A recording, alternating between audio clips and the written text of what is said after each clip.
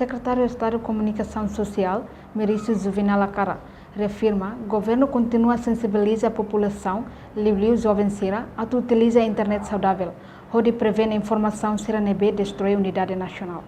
Secretário de Estado de Comunicação Social, Maurício Juvinal Acara, ratou Idaneba estudante Escola Técnico Vocacional Liquissá e Resuco Mometa, posto administrativo Bazar TT, quinta-feira semana li husi campanha nacional com a combate hoax, no promove internet saudável.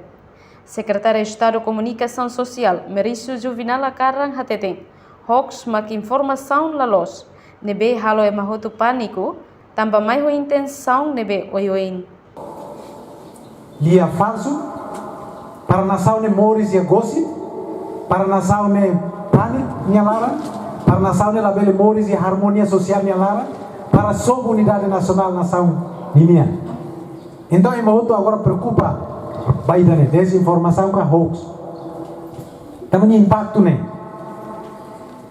Laos que nebe bele tobot. E Indonesia foi na live. Gara-gara hoax, polisi atau TNI tiru malu.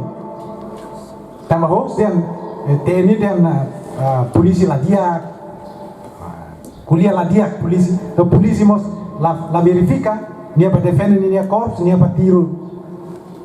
Ulu ya dili mos halo ema tu monu salah. Tambah lansa hoax dan tsunami sai.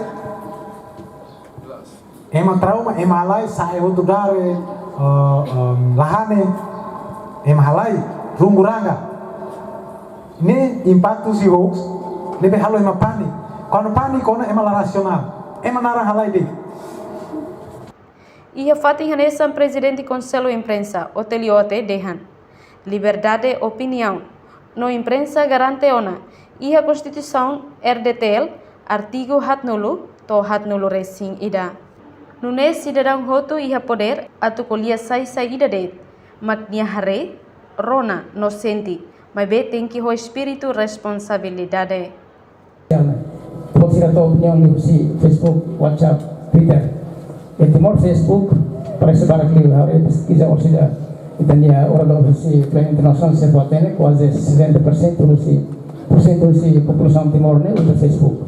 Jadi itu bela kuliah asa baik-baik, bela kuliah di Rusia Deus, di dalam media sosial, di Rusia plataforma serna bela orangnya, kita bela di Rusia meus komunikasi sosial, di Rusia media, jurnal, ke televisão, ke radio, ke online sira.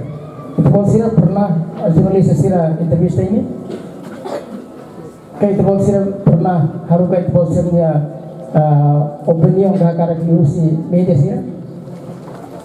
Além de Niamos Russo, a tua habitua confirma de dia informação sira.